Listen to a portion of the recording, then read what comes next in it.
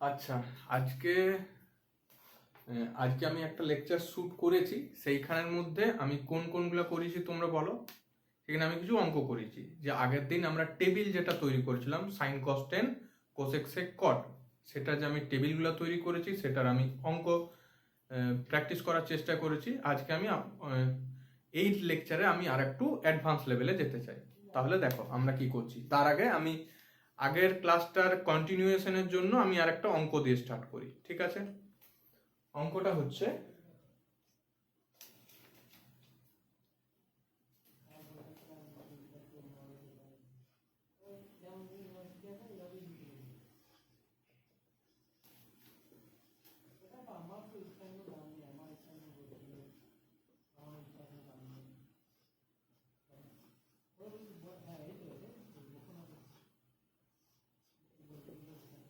আচ্ছা, এই প্রশ্নটা তোমরা করতে পারবে? চেষ্টা করো তো। পারবে, আমার মনে হয় তোমরা পারবে। একবার চেষ্টা করো, তারপর আমি বলি। দেখো, এখানে আছে sine theta cosec theta, sine theta cosec theta. আমরা রিলেশন জানি, সাইন আর কোসেকের মধ্যে রিলেশন কি রিলেশন, যে এরা হচ্ছে একে অপরের অনন্য। তাহলে আমি ট্রাই করি করার। সাইন আছে কোসেক আছে। আচ্ছা, তোমরা এই ধরনের অঙ্ক দেখেছো তো আগে, যে x plus one by x সমান 2 হলে x cube plus one by x cube সমান কত? ঠিক একই রকম ভাবে তোমরা এখানে সাইন আর কোস দেওয়া আছে, তাহলে আমি এখান থেকে লিখতে পারি কি, দেখো, sine theta plus one by sine theta সমান 2, এটা লিখতে পারি। কারণ কোসেক সমান কি হয়, ওয়ান বাই সাইন, কারণ সাইন আর কোস হচ্ছে কোসেক হচ্ছে একে অপরের অনন্য, ঠিক আছে? তাহলে sine theta plus one by sine theta is equal to 2, ঠিক আছে? এরপরে আমরা কি করি তোমরা দেখো। তাহলে এইটা বুঝতে পারলে যে আমি কেন করলাম, যে মানে লেখাটা একই রকম ভাবে বোঝা যাচ্ছে, ঠিক আছে? আচ্ছা, তাহলে আমার এখানে কি চাই দেখো, sine to the power 500 plus cosec to the power 500। এখানে 500 জায়গাতে 1 2 3 5 7,000 যত রকমের কোশ্চেন থাকুক, আমি এই একই প্রসেস ভাবে আমি এইটা করতে পারবো। তাহলে আমি লসাগু নিই সাইন থিটা। তাহলে এখানে আমি পাচ্ছি সাইন স্কোয়ার থিটা প্লাস 1 সমান 2। এইখান থেকে কি হবে, আমি একটু লাইন জাম্প করি, তাহলে sine square theta minus 2 sine theta, sine থিটার কিভাবে এলো, এইদিকে গুণ, আবার এই সাইডে বাঁ সাইডে চলে এলো, ঠিক? প্লাস 1 সমান 0। তাহলে আগের লেকচারে আমি ঠিক একই রকম ভাবে এইটা করেছিলাম, যে a square minus 2ab plus b square সমান 0। তাহলে এইটা হবে সাইন থিটা মাইনাস 1 তার হোল স্কোয়ার সমান 0, যেখানে a is equal two sine theta, b is equal two হচ্ছে 1। তাহলে সাইন থিটা মাইনাস 1 তার হোল স্কোয়ার সমান 0।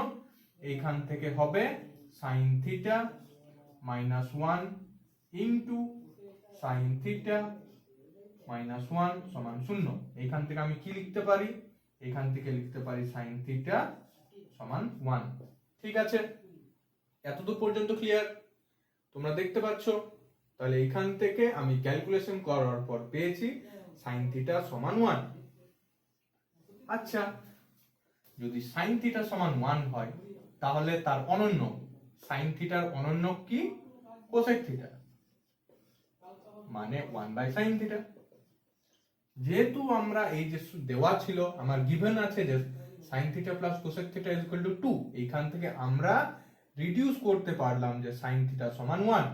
তাহলে কোসেক থিটা সমান কি হবে, 1 বাই 1 ইজ ইকুয়াল টু 1।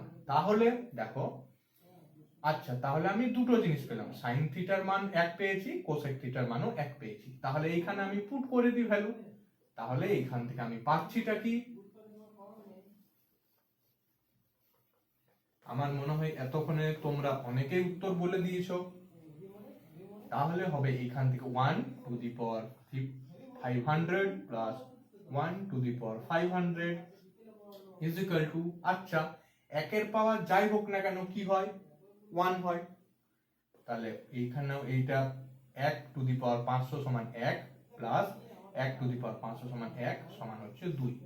এইখানে 500 জায়গাতে যদি হাজার হতো, লাখ হতো, কোটি হতো, এইখানে যদি 500 জায়গাতে যদি 700 হতো, তাহলেও কি হতে পারতো,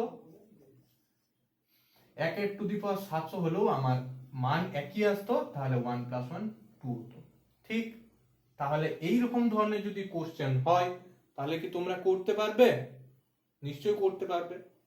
এরপরে দেখো ত্রিকোণমিতি বলে নয়, আমি যদি ইন জেনারেল অঙ্কর কথা বলি, এই যে আমরা অঙ্কটা করেছি সেইখানে দেওয়া আছে sine theta cosec theta, sine theta cosec theta, কিন্তু এইখানেই আমার সাইনের জায়গাতে যদি সেক থিটা দিয়ে দিল, এইখানে যদি আমার ট্যান থিটা দিয়ে দিল, তাহলে কিন্তু একই রকম ভাবে অঙ্কগুলো করা যাবে। তোমরা একটা নিয়ম শিখলে, এরপর এই নিয়মটার থেকে আমরা আলাদা আলাদা অঙ্ক চেষ্টা করতে হবে, না হলে আমরা পারবো না। আমরা যদি অঙ্কটাকে মুখস্থ করার চেষ্টা করি তাহলে কিন্তু আমাদের সেই পরীক্ষার হলে গিয়ে বমি করে দিয়ে আসা হবে। আমাদেরকে শিখতে হবে জিনিসটা। আমি এইটা সাইন কোসেক দিয়ে আমরা পড়ালাম, ঠিক আছে, শিখলাম, খুব ভালো কথা, কিন্তু এইটা যদি আমরা মনের মধ্যে যদি গেঁথে না রাখতে পারি তাহলে কিছু কাজের কাজ হবে না। কেননা এইখানে যদি সাইনের জায়গাতে যদি আমি যদি ট্যান দিয়ে দিই, এইখানে যদি আমি সেক দিয়ে দিই, তাহলে যাতে আমরা অঙ্কটা করতে পারি সেইটা আমাদের চেষ্টা করতে হবে। তো আপাতত এই অঙ্কটা হলো, এরপর তোমরা আবার নিজেদের থেকে চেষ্টা করো। তারপর আজকে আমি একটা নতুন টপিক নিয়ে পড়াই, ঠিক আছে? আচ্ছা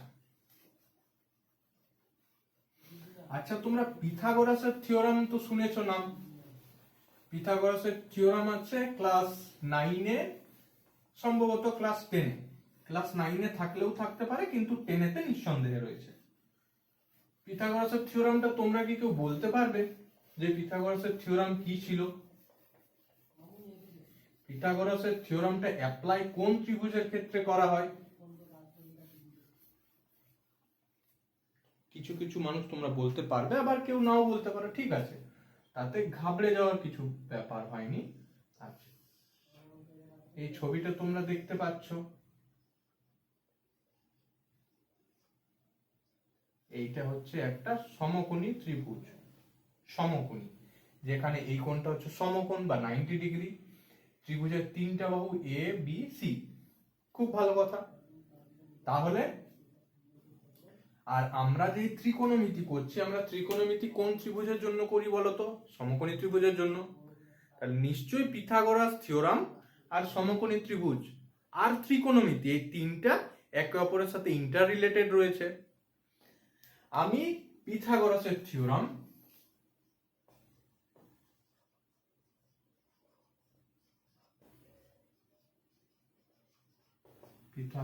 থিওরাম বা পিথাগোরাসের উপপাদ্য, এখান থেকে আমরা কি পাই তোমরা জানো, যে লম্ব স্কোয়ার প্লাস ভূমি স্কোয়ার ইজ ইকুয়াল টু অতিভুজের স্কোয়ার। অতিভুজের স্কোয়ার, খুব ভালো কথা, ঠিক আছে, এইটা আমরা পাই তো। আচ্ছা, অতিভুজটা কি? এই যে অতিভুজটা, এইটা কি কখনো জিরো হতে পারে? জিরো হতে পারে না, কারণ এইটা হচ্ছে একটা দৈর্ঘ্য।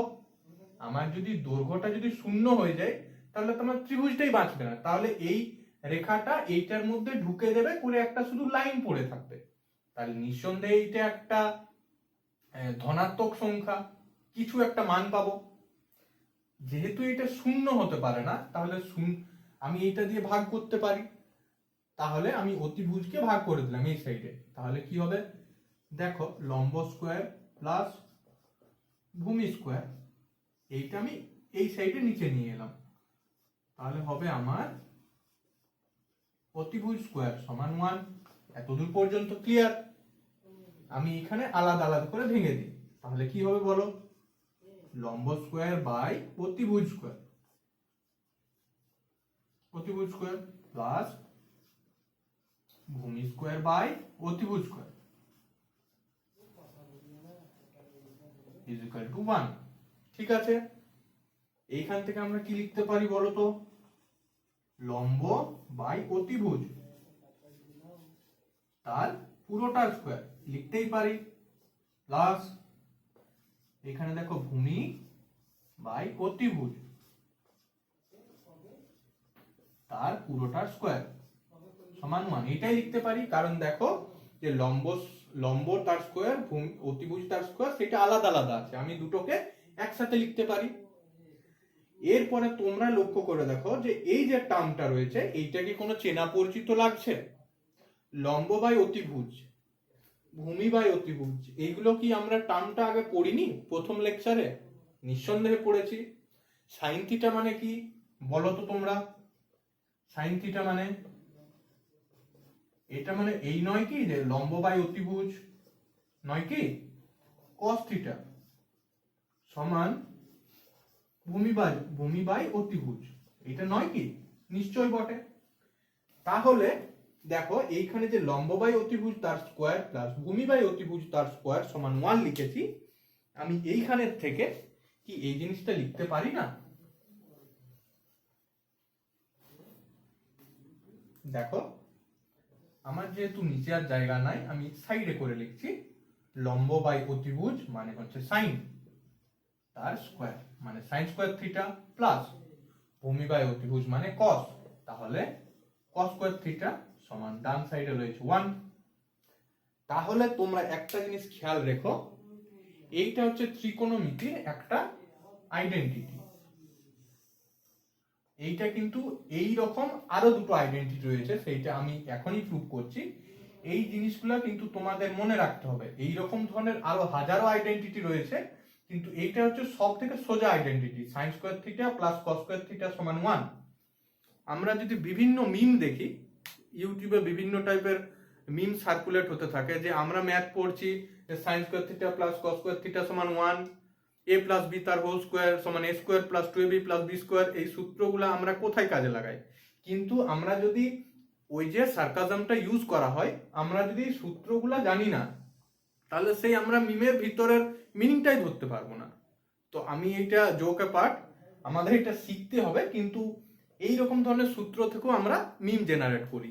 আচ্ছা বেশ, আমি জোক বাদে দিলাম, আমি প্রথমে এইটা বলি, তাহলে তোমরা বুঝতে পেরেছো যে sine square theta plus cos square theta সমান 1, এটা হচ্ছে আমার একটা আইডেন্টিটি।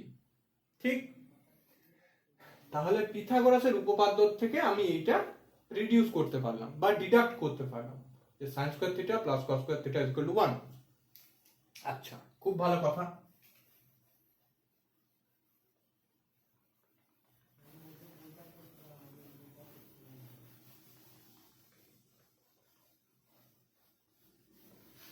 আচ্ছা, আমি যে বললাম যে a প্লাস বি তার হোল স্কয়ার সমান a square plus 2ab plus b square, এটা আমরা রিয়েল লাইফে বা বাস্তব জীবনে কোথায় কাজে লাগাই?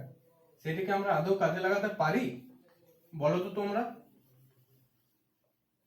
তোমাদের মনে হবে স্যার কোথায় কাজে লাগাই, কোথায় কাজে লাগাই, কিন্তু হ্যাঁ আমরা কাজে লাগাতে পারি। সেটা আমরা পরে কোনো একদিন শর্টস এর মাধ্যমে বলে দেবো যে আমরা এই সূত্রগুলো কোথায় কাজে লাগাতে পারি। শুধু কি রকেট ওড়ানোর জন্যই আমরা কাজে লাগাই, নাকি বাস্তব জীবনেতেও কাজে লাগাতে পারি? নিঃসন্দেহে কাজে লাগাতে পারি, কারণ আমরা ম্যাথমেটিক্স এই কারণে শিখছি না যে মুখস্থ করার জন্য, আমরা রিয়েল লাইফে অ্যাপ্লাই করার জন্যই শিখছি। আচ্ছা, তাহলে আমি কি শিখলাম বাবা বলো তো? যে সাইন স্কোয়ার থিটা, আচ্ছা ব্লু পেনটা ইউজ করি,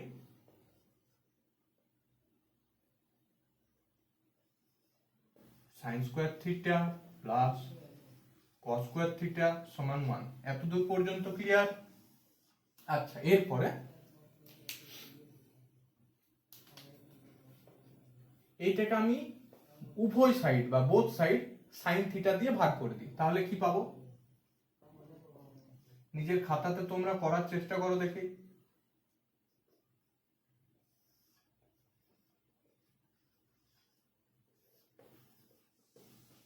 আমি উভয় সাইডে সাইন স্কোয়ার থিটা দিয়ে ভাগ করে দিলাম, তাহলে ভাগ করলে কি পাই বলো তো? আলাদা আলাদা হয়ে যাবে, তাহলে হবে sine square theta by sine square theta plus cos square theta by sine theta sine square theta সমান 1 বাই সাইন স্কোয়ার থিটা। খুব ভালো কথা। তাহলে উপর নিচে যেহেতু সেম আছে sine square theta by sine square theta, তাহলে এটা হয়ে যাবে 1 plus cos square theta by sin square theta, এইখানে আমি লিখতে পারি cos বাই sin তার হোল স্কয়ার থিটা। এরপরে তোমরা বলো যে cos বাই sin মানে কি হয়? প্রথম ক্লাসেই বলেছিলাম cos বাই sin মানে হচ্ছে cot থিটা, আর যেহেতু উভয়ে আছে স্কয়ার তার জন্য cot স্কয়ার থিটা, তাহলে হয়ে গেল cot স্কয়ার থিটা, খুব ভালো কথা, is equal two 1/sin square theta. আচ্ছা 1/sin, আমি যে প্রথম অঙ্কটা এই লেকচারে যে আমি প্রথম অঙ্কটা করেছি সেইখানে কি বলেছিলাম যে 1/sin থাকতে গেলে সেটা আমি কোসেক লিখতে পারি, তাহলে এইখানে হয়ে যাবে কোসেক থিটা, কিন্তু যেহেতু স্কয়ার আছে তার জন্য এখানে হয়ে যাবে কোসেক স্কয়ার থিটা। ঠিক, তাহলে এইখান থেকে আমি কি লিখতে পারি বলো তো, কোসেক স্কয়ার থিটা, এইটা আমি ডান সাইডে নিয়ে গেলে হয়ে যাবে মাইনাস কট স্কয়ার থিটা সমান 1। তাহলে প্রথমে আমি পেয়েছিলাম sin square theta plus cos square theta equal to 1।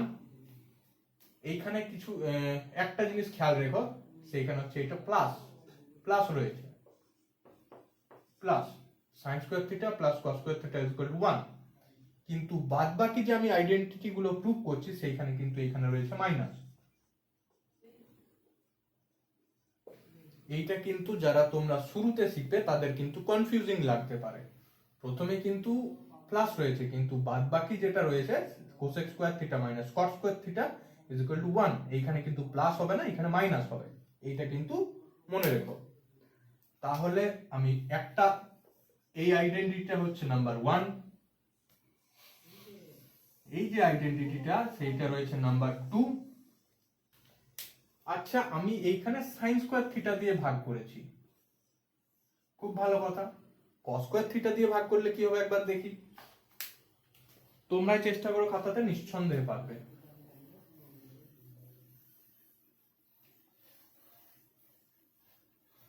হয়ে গেছে করা?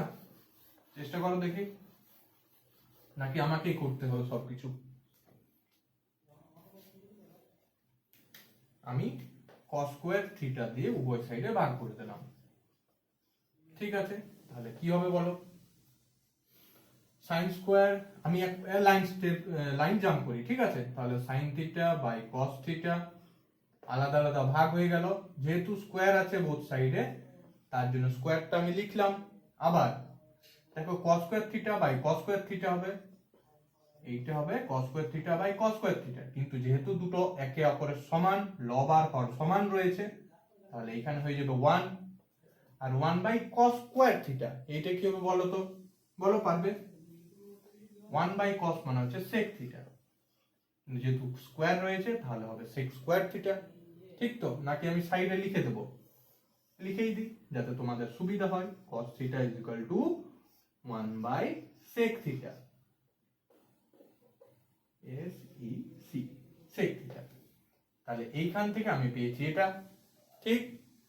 আর sin স্কয়ার এটা তো আমি আলাদা আলাদা ভাগ করে দিয়েছি, তাহলে sin theta by cos theta সমান কি হয় বলো, তাহলে হয় tan থিটা, তাহলে স্কয়ারটার জন্য হয়ে যাবে tan square theta plus 1 is equal to sec theta, আর sec থিটার জন্য উপরে স্কয়ার আছে sec স্কয়ার থিটা। তাহলে এইখান থেকে আমি আরেকটা আইডেন্টিটি পেলাম, সেটা হচ্ছে sec square theta minus tan square theta সমান 1। এতদূর পর্যন্ত ক্লিয়ার? আমি আগের যে আইডেন্টিটিটা পেয়েছিলাম সেইখানে হচ্ছে যে কোসেক স্কয়ার থিটা মাইনাস কট স্কয়ার থিটা সমান 1, ঠিক একই রকম ভাবে এইখানেও দেখো, এইখানেতেও রয়েছে মাইনাস বা ঋণাত্মক, এইখানে দেখো sec square theta minus tan square theta সমান 1। তাহলে আজকে আমরা কটা আইডেন্টিটি পেয়েছি তোমরা বলো তো? খাতাতে তো যারা যারা খাতাতে নোটস করছো তারা খাতাতে একবার লক্ষ্য করো যে আমরা আজকে তিনটা আইডেন্টিটি পেয়েছি। প্রথম আইডেন্টিটিটা হচ্ছে sin square theta plus cos square theta সমান 1, পরের আইডেন্টিটিটা হচ্ছে cosec square theta minus cot square theta সমান 1, প্রত্যেকটার ডান সাইডে কিন্তু 1 রয়েছে আর বাঁ সাইডের গুলো চেঞ্জ আছে। তৃতীয় নম্বর আইডেন্টিটি রয়েছে sec square theta minus tan square theta সমান 1। তাহলে এইখান থেকে 1, এইখান থেকে 2, এইখান থেকে 3, এই তিনটা আইডেন্টিটি আমরা পেয়েছি, ঠিক আছে। আচ্ছা একটা জিনিস বলো, তোমরা আগের ক্লাসেও দেখে, তোমরা আগের ক্লাসেতে নয়, তোমরা সূত্রতে তো পড়েইছো, a প্লাস b তার হোল স্কয়ারের সূত্র পড়েছো, সেটা কি a square plus 2ab plus b square. ঠিক একই রকম ভাবে মাইনাসের সূত্র পড়েছো, a মাইনাস b হতে গেলে এখানে a square minus 2ab minus b square. আচ্ছা তোমরা এই সূত্রটা তো নিঃসন্দেহে পড়ে থাকবে যে এ স্কোয়ার মাইনাস বি স্কোয়ার সমান কি হয় জানো কি? এইটা হয় এ প্লাস বি গুণিত এ মাইনাস বি। ঠিক, এইটা তোমরা জানো নিঃসন্দেহে, জানো তো? তাহলে আমি একটা ম্যাজিক দেখাই। আমি 2 নম্বর আইডেন্টিটিটাকে কাজে লাগাতে চাই। এইখানে থেকে আমি কি এই লাইনটা লিখতে পারি না? আমি কোসেক থিটাটাকে যদি আমি এ ধরি, কট থিটাটাকে যদি আমি বি ধরি, তাহলে আমি কি এইটা লিখতে পারবো যে, আচ্ছা আমি একটা দেখাই যে কোসেক থিটা তার whole square minus cot theta তার হোল স্কয়ার সমান 1। এইখানে কি আছে দেখো তো, A square minus B square. তাহলে এইখান থেকে আমি লিখতে পারি যে cosec theta plus cot theta গুণিত cosec theta minus cot theta. এইটা কিভাবে লিখলি তোমরা বলো তো? এটা আমরা কিভাবে লিখেছি? সেইটা হচ্ছে যে এ স্কোয়ার মাইনাস বি স্কোয়ার সমান এ প্লাস বি গুণিত এ মাইনাস বি। এইখানে এ হচ্ছে কোসেক থিটা, বি হচ্ছে কট থিটা। তাহলে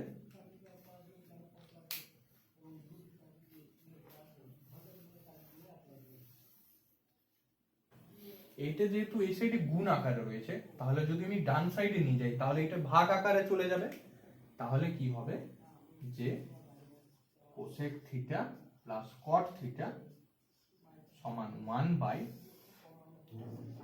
cosec theta minus cot theta. আমার মেন তিনটা আইডেন্টিটি রয়েছে sin square theta plus cos square theta সমান 1, sec square theta minus cot square theta সমান 1, cosec square theta minus cot square theta সমান 1 আর sec square theta minus tan square theta সমান 1। এইখানের থেকে কিন্তু আমরা এরকম ছোট ছোট বিভিন্ন ধরনের আইডেন্টিটি আমরা প্রুভ করতে পারবো। দেখো এইখান থেকে আমি কি আইডেন্টিটি পেলাম, যে cosec theta plus cot theta সমান 1 by cosec theta minus cot theta.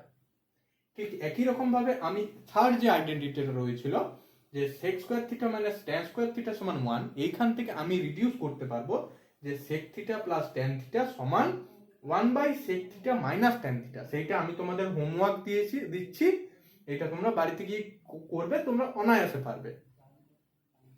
তো এই রকম ছোট ছোট অনেকগুলো আইডেন্টিটি রয়েছে। আজকের লেকচারে আমি যদি এর থেকে বেশি বলি তাহলে লেকচারটা বড় হয়ে যাবে, বোরিংও হবে। আপাতত এই তিনটে আইডেন্টিটি আমি আজকে বলেছি, আর এই ছোট ছোট যে সূত্রগুলো বা রুলগুলো আমি এখানে ডিডিউস করতে পারছি, সেইটা তোমরা একটু বাড়িতে গিয়ে প্র্যাকটিস করো। পরের দিনে আমি এই তিনটে আইডেন্টিটি আমি কোথায় কাজে লাগাবো সেইটা আমি শিখবো। আচ্ছা, লেকচারটা বড় হয়ে যাচ্ছে, আচ্ছা থাক, আমি পরের দিন এরপর এটার অঙ্কগুলি করাবো। আপাতত তোমরা বুঝতে পারছো কিনা তোমরা কমেন্টে জানাবে, আর পরের লেকচারে আমি আইডেন্টিটি গুলো কোথায় কাজে লাগাবো সেইটা আমি তোমাদের শেখাবো। আজকের জন্য আপাতত টাটা।